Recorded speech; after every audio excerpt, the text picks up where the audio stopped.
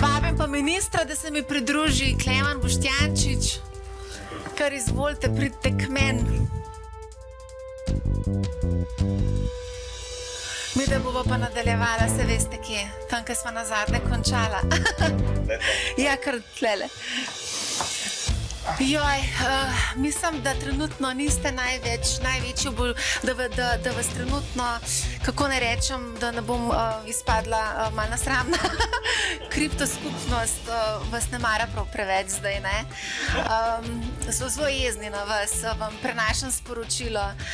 Niste jih povabili na pogajanja oziroma niste jih povabili na pač, ko ste pripravljali ta zakon o obdavčitvi kriptodobičkov. Torej, zdaj vas je tudi NSI malo prehitil. Kaj se trenutno dogaja s kriptodavkom? Bom na koncu dela tudi. Dela, sam požgati je treba. Tako. Zdaj, kot politik se počasi navajam, da so stvari grejo precej drugače kot v poslu. Ena je tudi to, da se vlagajo politično všečni zakoni, ki so popolnoma nedodelani, ne da so pravno pomanjkljivi, v resnici taki zakoni sploh ne morejo funkcionirati, ampak to je v resnici politiki nepomembno, važen je vtis, ki ga delaš. Ne? To je zdaj komentar tega zakona. Ta zakon je v bistvu ponovitev zakona iz, ki ga je že prejšnja vlada leta 2022 dala, pa že takrat je Ministrstvo za finance in takrat je minister zelo nasprotovalo temu zakonu, tako kot je bil napisan, z istimi argumenti kot zdaj. Tako da, vsaj toliko sem vesel, da se je približno na Ministrstvo za finance, tudi ko se politika mena, ostane vsaj neka strokovnost ali pa profesionalnost. Drugot to ni tako pogosto, si upam trditi, kar se tiče vlade. Zdaj, kar se tiče kripto, zdaj niti še nimamo končne verzije, mi smo zdaj izbrali te pripombe skozi javno obravnavo, niso presenetljive. Seveda v teh kritikah, ki jih poslušam, pa ne slišimo tega, da je Slovenija ena redkih držav, ki še ni obdavčila kriptosredstev, večina jih namreč je. In večina držav jih obdavčuje na podoben način, kot obdavčuje kapital, ali pa jih nekoliko bolj obdavčuje. In v resnici smo mi, naš predlog je nekaj podobnega. Zelo nakratko, če zdaj greva bolj podrobno tudi se o tem pogovarjati. Ja, zdaj dobili ste 320 pripomb, ne? In kam greste, v katero smer greste? Boste mogoče znižali ta odstotek, 25 je res kar visoko za marsikoga. Potem so se kriptozanesenjaki pritoževali, da bojo zdaj mogli plačevati davke tudi na vsako kavico, ki jo bojo kupili. Kje smo zdaj s tem? Zdaj, vesel sem, da sta Drago pa Blaž bila pred mano, se lahko tam nadaljujem, kot je Drago zaključil. Zdaj, seveda, glavni argument nasprotnikov obdavčitve je, da je to plačilno sredstvo. Zdaj, ja, če si v Salvadorju, medtem ko večina drugih držav v svetu ne obravnava kriptovalut kot plačilno sredstvo, ampak kot špekulativni inštrument. Jaz se tle strinjam z Dragotom, se ves čas sprašujem, kakšen je ta intrinsic value kriptovalut. Ga je precej težko določiti, v veliki meri ga bo pa verjetno mogoče ameriška politika določila zdaj. Tako da, seveda že iz te logike, če primerjamo, kako je pri nas sicer kapital obdavčen, je težko razumeti, da bi bilo kriptosredstva, ki so špekulativni inštrument, torej brez jasne notranje vrednosti, obdavčeno ugodneje, kot so recimo delnice.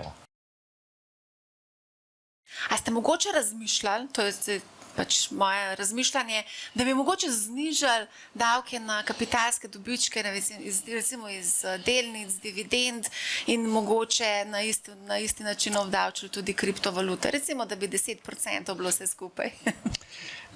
Mislim, verjamem, da bi bilo najbolj ljudem všeč, da bi bilo 0%.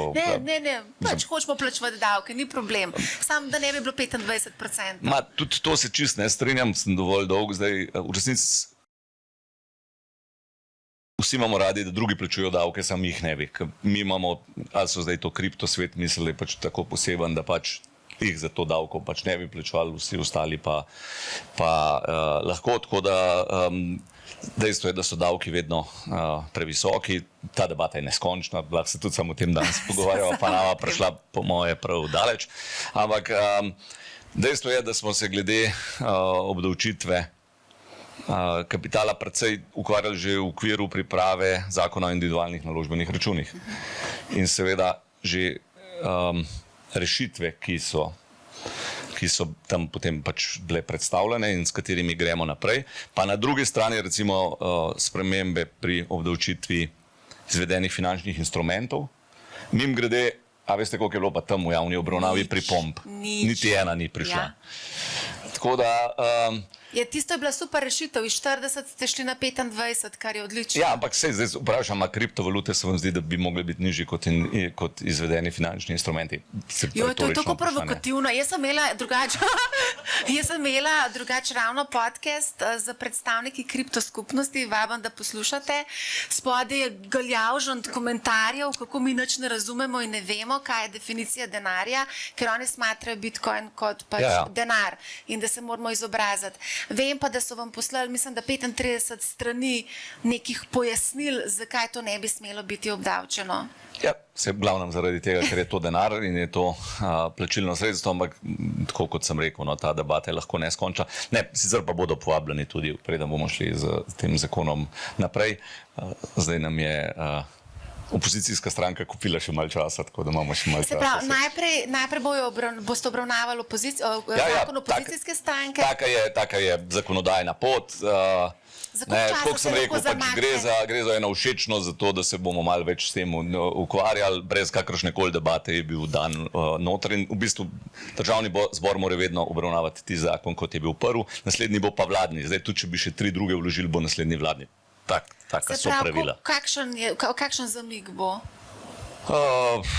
Odvisno zdaj, koliko bodo zahtevali razprave glede tega, ampak recimo mesec, verjetno mesec, največ 2. A boste kakšen predlog njihov vzeli, pa mogoče implementirali v vaš zakon? Mogoče ni vse tako slabo? Sej ne gre, zato sem vam rekel, v resnici zakon je v resnici absolutno podnormiran pravno, tako kot sem rekel, ker so v bistvu samo skopirali tisto, ki je bilo prej. Že takrat so bila opozorila enaka, leta 2022 pod prejšnjo vlado, ampak tako kot sem rekel, pač v politiki velikokrat, sploh v zadnjem letu pred volitvami, se vlagajo zakoni, ki so slabo pripravljeni, ki so podnormirani in katerih učinek edini je PR-ovski.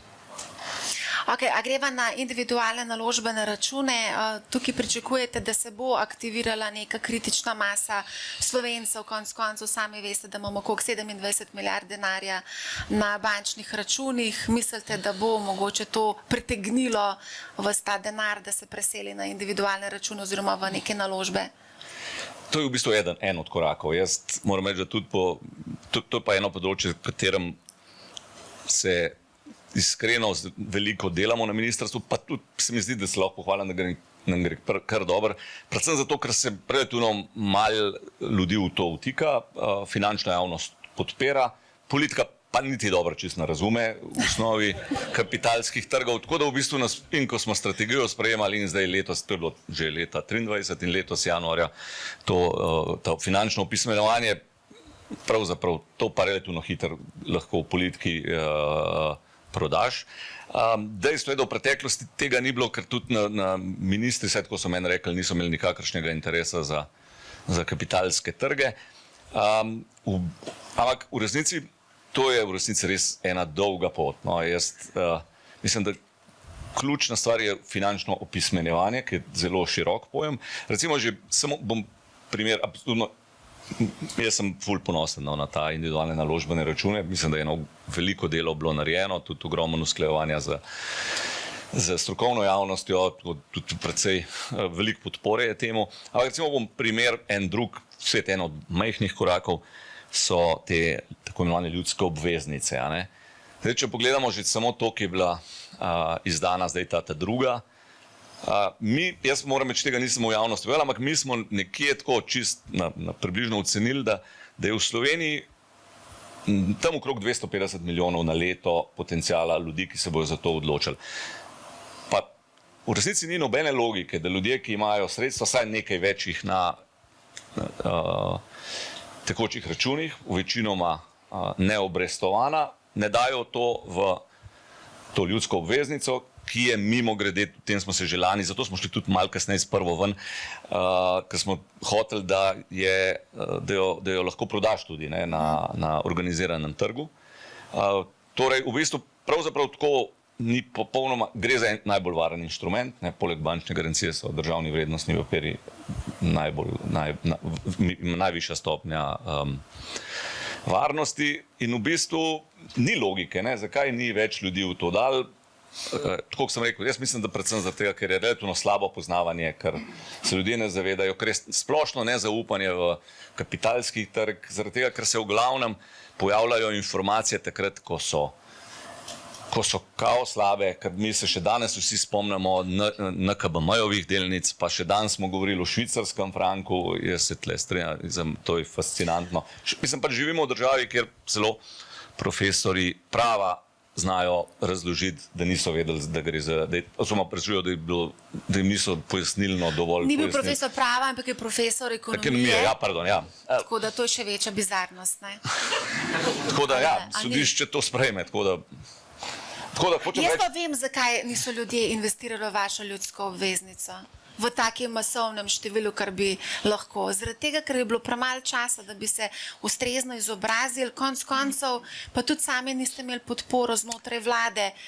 Golob, na primer, ni imel časa.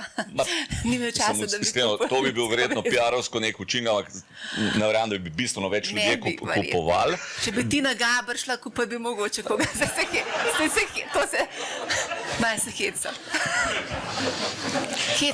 Ne, tako sem rekel, no, ta del je, jaz mislim, da smo glede tega spet v resnici precej ekstremna država, v eni strani izjemno konzervativna, torej imeti denar v nogavicah ali na tekočem računu, na drugi strani pa vlagati v najbolj špekulativne inštrumente, kot so na primer kriptovalute. Kaj se bova lotila za naslednjega koraka? Pokojninska reforma je na tnalu, očitno. Mogoče, da vas vprašam, to vas še nikoli nisem. Kako vi varčujete za pokojnino?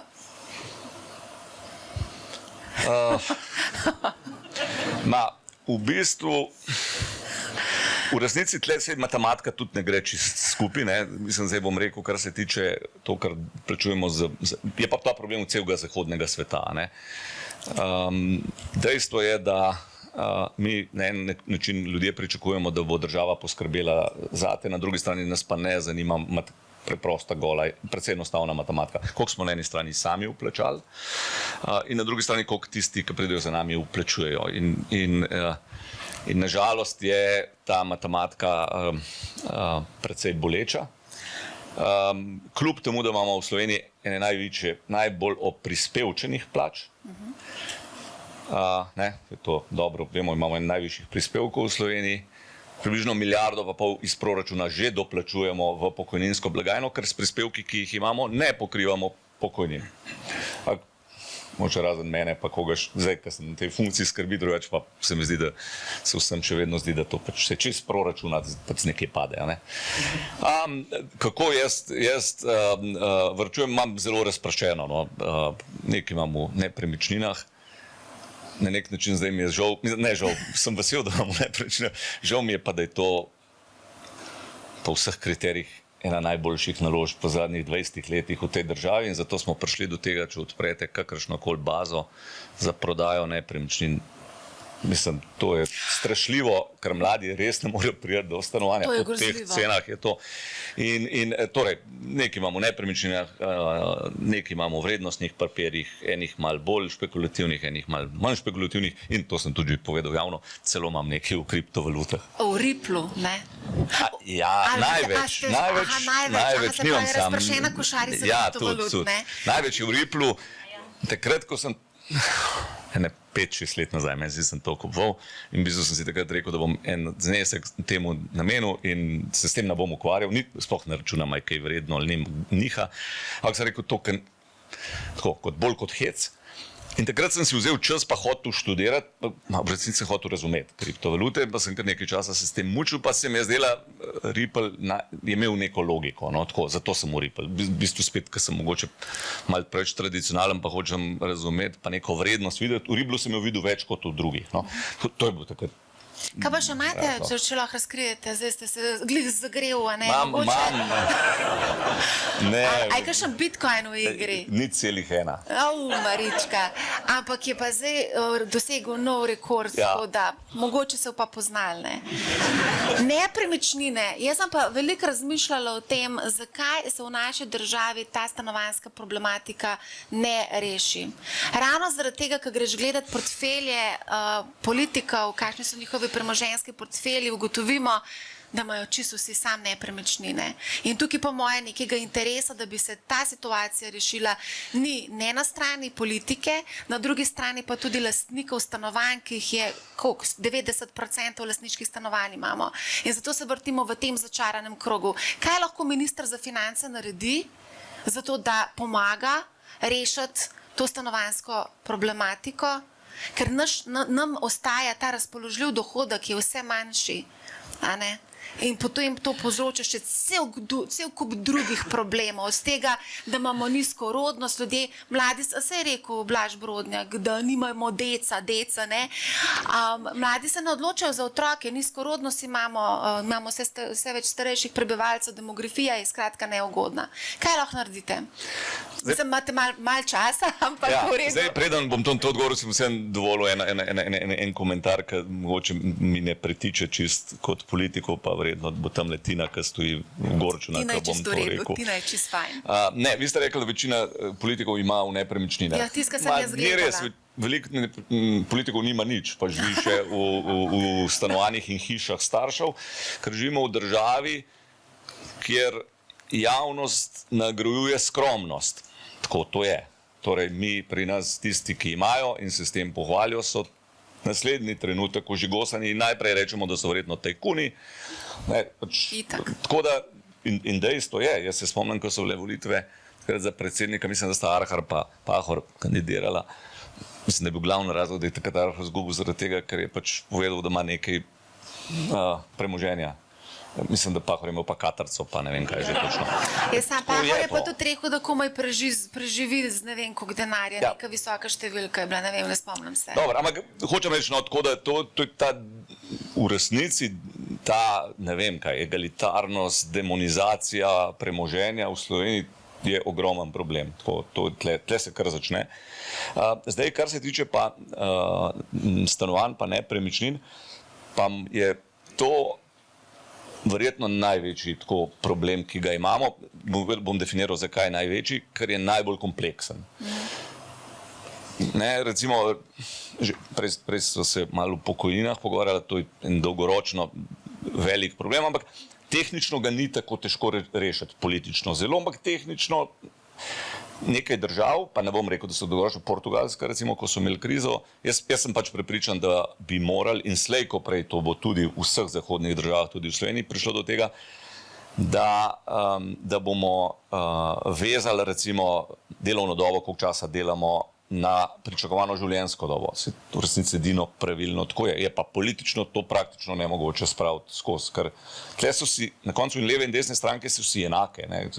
Tudi zdaj, ko je, desne stranke vpijajo, slabše bojo pokojnine. Pač pri nas je, ni nagrajevana realnost, tako pač je. Tako da iz tega vidika, zakaj, torej pravim, da celo pri eni pokojninski reformi tehnično ni tako težko narediti, kaj bi bilo potrebno, pa moram reči, da vsem to, kar je, čeprav se mogoče zdi, je zelo velik korak bil narejen. Ene stvari, ki se jih pač 20 let ni naredili, so se znotraj te pokojninske reforme vendarle uredile. Zakaj je stanovanje ali pa nepremičnine, ker gre za to tako kompleksno zadevo. In bom samo na enem primeru povedal, ker sem ga zdaj imel na mizi, Ministrstvo za kmetijstvo pripravlja neko novelo zakona o dodatni zaščiti najboljših kmetijskih zemljišč.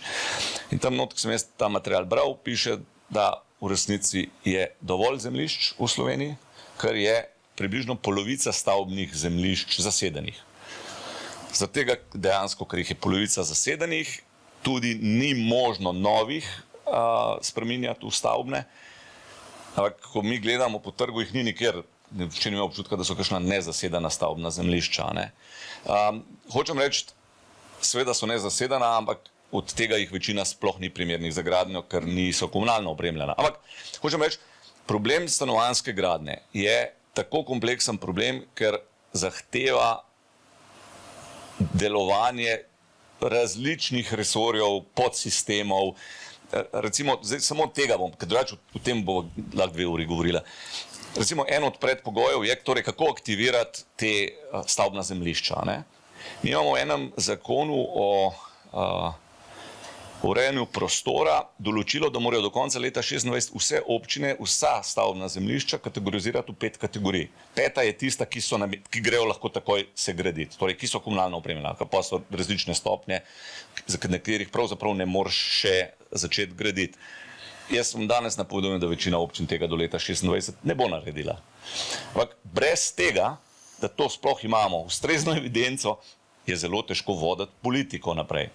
Pa to je mogoče zdaj 5% celotnega problema, zakaj je stanovanj premalo. V resnici se pa, kot sem rekel, začne pri prostorski politiki in načrtovanju. Naprej, zdaj jaz lahko do nezavesti govorim, 1, morda 2 občine so v Sloveniji sposobne resen prostorski plan sprejeti v relativno hitrem času. Pa super, ko jih imamo 212. Hočem reči, A veste, kaj ste vi zdaj v bistvu povedali? Da imamo totalno neoperativno, da imamo operativno neučinkovitost, se pravi, veliko neke birokracije, veliko nekih... Bom povedal drugo, ne? Ena stvar, vse veste, bilo veliko govora o tem, ko smo še decembra ven, pa predvsem negativnih komentarjev spet o poskusu obdavčitve temu, kar smo mi rekli, presežne nepremičnine. Pa ves čas govorim, pa me bolj malo ljudi sliša ali pa posluša, davčna politika je vedno podporna politika. Vsi mislijo ljudje, da bomo s tem rešili vse probleme, ampak ne morem, in tudi sploh pa stanovanjske.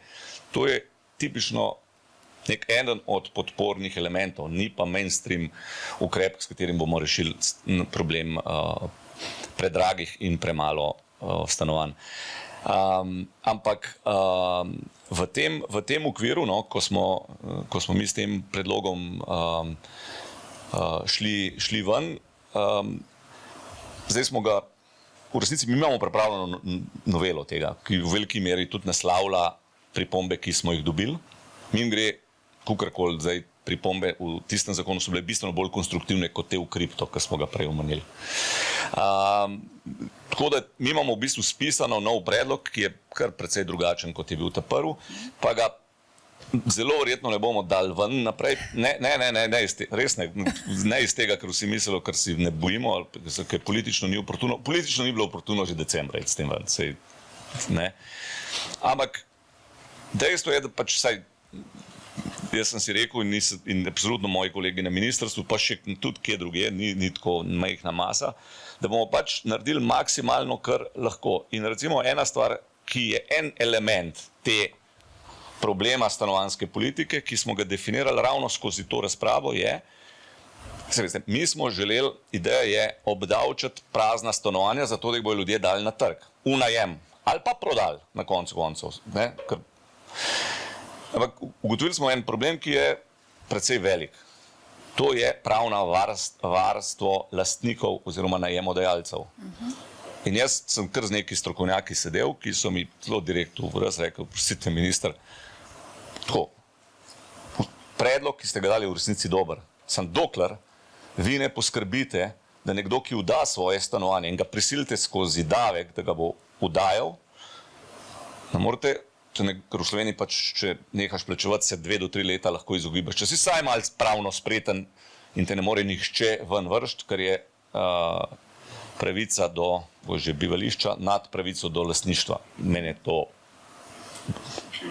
fascinantno. Ampak hočem reči, no, in sem si rekel, vsaj eno stvar bomo naredili maksimalno, torej v letošnjem letu je, da rešimo problem pravnega varstva lastnikov. Lahko tudi najemnikov. Ampak brez tega, hočem reči, ker mi vedno je tako, mi hočemo neke rešitve imeti, pa naletimo na množico problemov, pa se pa nihče rajš ne loti, ker rajš zapremo. Tako da hočem reči, recimo, to je en večjih problemov, ki smo se ga lotili in upam, da bomo nekam tako s tem prišli. No. A je kakšno vprašanje iz publike? Ne? Nobeno vprašanje. Mogoče lahko vprašava vezano na Vzajemno. Mislim, da je kar nekaj ljudi dobili pač delnice Vzajemne. Kakšne so tukaj zdaj pričakovanja? Mislite, da jih bojo prevzeli? Dajte povedati malo o delnici Vzajemne. Zato se nasmeje vse, mislim, vidim, da vam nekaj dogaja. Ne, to sem vprašati, Marja, vas, kako se vam zdi ta ideja za delnico Vzajemne? Jaz sem prevzela delnico Vzajemne, lahko bi pa dobila denar. Ampak sem se vseeno odločila, pač gamblala sem, jaz ne vem, kaj se bo dogajalo z delnico za Vzajemno, ker nič ne vemo, a ne? Ne, v veliki meri je bil tudi to... Ampak je drobiš to, no, konc. Ampak v veliki meri to, kar smo naredili za delnico Vzajemne, smo naredili tudi z namenom razvoja kapitalskega trga. Tudi z namenom. Pa tega v bistvu nismo nobenemu pojasnili, zato ker pa bi bilo, imeli to dobili neko tako čudno avro. Tako, pa seveda spet v glavnem kritike slišimo, ne, zato pa med vsemi... Dobar, morate tudi vedeti, da Vzajemna je, mislim, a ne, se veste, kaj je bilo. Vi niste ukinali dopolnilno zdravstveno zavarovanje, ampak je postalo zdaj to v bistvu obvezno zdravstveno zavarovanje in pač Vzajemna je živela dobesedno od tega. Ne samo Vzajemna, še kdo drug. A ste videli, kakšne dobičke imajo zavarovalnica Triglav? Mislim, da ni nobene škode dramatične bile. Mislim, zdaj jaz bom rekel, sem sarkastičen, jaz problema... Tako da tehnično ste prisilili Vzajemno v to, da pač... Problema deleža v Vzajemni nimam, ker sem bil zavarovan pri drugi zavarovalnici. Tako da hočem reči, ne, mal sem ciničen do ljudi, ki se pritožujejo, da v smislu zdaj so dobili pa nekaj, kar bo vrednostni papir, pa ne vejo kaj, ker dajte nam raje denar. Se pravi, en del ljudi tega težave nima. Ne, jaz mislim, da v resnici je, ja, seveda je namen tega v kombinaciji z vsemi ostalimi ukrepi tudi individualni naložbeni račun, mimogrede, možen bo prenos direkten na individualni naložbeni račun, nič se ne mudi, ker je 2 leti ima vsak posameznik časa, da se odloči, kaj bo z njim naredil. Tudi ta predlog, ki je prišel strani opozicije, se nam je zdaj upameten, tako da zdaj intenzivno, vse smo ga mi potem na koncu na MF-ju spisali do konca, da je možno prenos med družinskimi člani. Še zmer bo kdo nezadovoljen na koncu, vedno pač je kdo nezadovoljen, ampak tako, no, meni se zdi predvsem iz tega vidika, to je spet en od korakov za to, da se ljudje zavedajo, da morda pa ni denar samo za v štumfu ali po kriptovalutah. No. To sta ta dva ekstrema plus nepremičnine. A vas lahko vprašam, to vas bom pa malce podrezala, davčno optimizacijo po Golobu? Dajte malo bolj definirati. Na gospodarski zbornici je v bistvu pač povedal gospodu, ki je preselil del svoje proizvodnje oziroma tovornjake na Hrvaško, da to ni nič narobe, da je to samo davčna optimizacija. Dobro, sem jaz nekaj podobnega rekel, pa sem bil isto potem kritiziran. Dejstvo je, da imajo države različne davke, manj razvite države imajo po pravilu nižje kapitalske davke kot višje države.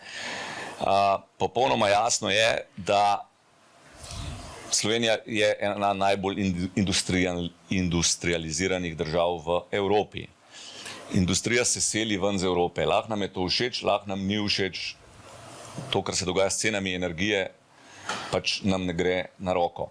In dejstvo je, da določeni te procesi so neminovni. Mi se ne moramo slepiti pred tem, da določena proizvodnja se bo iz Slovenije izselila. Jaz se zelo dobro spomnim debate, ki smo imeli 2 leti nazaj, ko so bile cene elektrike in plina astronomske in so nihale in je bilo veliko, predvsem strani gospodarskih združenj, pač pritiskov, da je treba subvencionirati to ceno. Saj se spomnite te debate. Jaz sem od prvega dne, pa nisem nikamor prišel, predvsem gospodarski zbornici, ves čas govoril, vsi vemo, vreča je vedno omejena, nikoli ni neomejeno sredstev. Dajmo se dogovoriti, kdo je upravičen do teh subvencij. Ne, ker ob zgodovinsko najnižji stopnji brezposelnosti, ki jo imamo, je morda, ali pa takrat sem bil zelo jasen, se mi je zdelo nesmiselno subvencionirati podjetja, s katerim bom zaradi tega samo za kakšno leto ali 2 podaljšal življenje, potem bojo pa tako ali tako zaradi svojega poslovnega modela ali se preselila v dežele z cenejšo delovno silo, ali bodo pa propadla. Se mi je zdelo bolj smiselno ta sredstva dati tistim, ki jim bo to v resnici nek pospešek. Ampak nismo prišli nikamor, zato ker gospodarska združenja v Sloveniji bojo vedno rekla, ne, vsem je treba dati vse. Težko, no? Tako da moj odgovor je, da absolutno se je treba ukvarjati in tudi, recimo zdaj, prav te dni je veliko pisanja o tem, da se podjetja selijo iz Slovenije, pa mi se kar trudimo resno analizirati to, ne glede, da se to bi bil pa zelo vesel, da tudi članki, v kateri so malo bolj analitični, ker samo piše, nekdo se je izselil, pa jaz absolutno tako res nisem nekdo, ko bom zdaj samo zanikal, ker je treba tiste, ki se res selijo, zanalizirati zakaj in reči. In na koncu, tako sem rekel, tudi kdo od teh, ki se seli, ni nič narobe, da se seli, oziroma je logično. Se pa zavprašati za tista podjetja res, ki imajo visoko dodano vrednost. Tam pa je, ampak tako sem rekel, treba stvari resno zanalizirati. To vas tudi malo vprašam, zaradi tega, ker na Hrvaškem si prost plačila davka iz kapitala oziroma iz dobičkov po 2 letih. To bi si tudi jaz v Sloveniji želela. Čakati moramo 15 let, da imamo nulo. Ja, drži. Ja, kaj? Ja. Mogoče bi lahko kaj razmišljalo tudi v tej smeri. Vse nočem, ker sem rekel, ta debata ne bo nikamor prišli. Jaz nočem dajati kontra odgovorov, ampak že v Avstriji pa verjamem, da veste, kako je, pa da ne govorimo o kakšnih bolj severnih državah. Ampak se veste, da smo mi malce tako emocionalno navezani na Hrvaško morje, zakupujemo tudi hrvaške nepremičnine, fovš smo jim zaradi njihove davčne obravnave, tako da malo zagledamo pri sosedih Hrvatih, se veste, včasih smo bili skupna država, pa nam za ni všeč, ker imajo nekatere ugodnosti. Ves čas govorim eno in isto. Absolutno nisem nekdo, ki verjame v to, da imamo lahko najboljše javne storitve in pač najnižje davke. Jo, to sem vas že enkrat vprašala, a pa imamo res najboljše javne storitve? Ne, še zdaleč pa nimamo najslabših. To je pa res. In z velikim veseljem se usedem s komorkoli, ki res pozna, kakšen je nivo javnih storitev ali na Hrvaškem ali pa v Avstriji. Zaradi tega, ker s tem spet večinoma to upletajo ljudje, ki nimajo pojma. Ki govorijo, vse na Hrvaškem so isto dobre, ali pa na Danskem so bistveno boljše, kot so pri nas. In zaključil sam z eno stvarjo, ki verjetno si do konca življenja zapomnil. Zdravstvo je prva prioriteta te vlade. In ko je bil bivši minister Loredan, minister, je zanaliziral različne modele po Evropi in je rekel, mi kopiramo finski in estonski model, ker sta najbolj učinkovita v Evropi zdravstveno. No, jaz pojma nisem imel, kaj je finski, pa kaj je estonski model, pa so pol prišli enkrat Finci razlagati, pa sem jih poslušal, ampak ni poanta o tem. Na prvem naslednjem Ekofinu sem vprašal estonskega in finskega ministra, pa finsko ministrico, vsega posebej. Moj kolega je rekel, da bomo mi zdaj vaš zdravstveni model kopirali. Odgovor obeh je bil enak. Zgrožena sta bila in sta rekla, ne, pri nas zdravstvo nikakor ne deluje. Finci pa Estonci. Še enkrat, to ni zdaj seveda noben odgovor za to, da rečem, da mi smo dobri.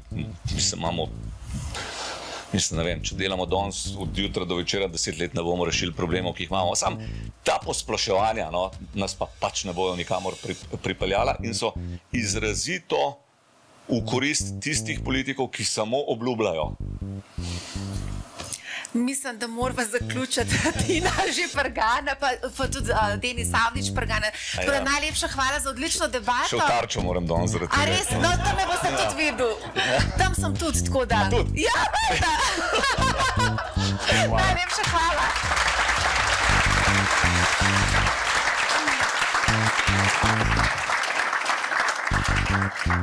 Zdaj me bojo pa Janezi fental. Jaz bi povabila Janeze, da se nam pridružijo Denis Avdić, Gašper Bergant, Aleš Novak in Žan Papič. Takole, jaz sem jih poimenovala v vlagatelje Janeze, čeprav Žan Papič ni Janez. Ne, on je Čepulik je bil, Ičko je bil. Ja, on je bil Ičko, Ja. ampak lahko pa rečemo, da pa je vlagatelj Janez. To pa je, vlaga pa. Tako da izvoli, Denis. Vlaga pa, hvala Marja.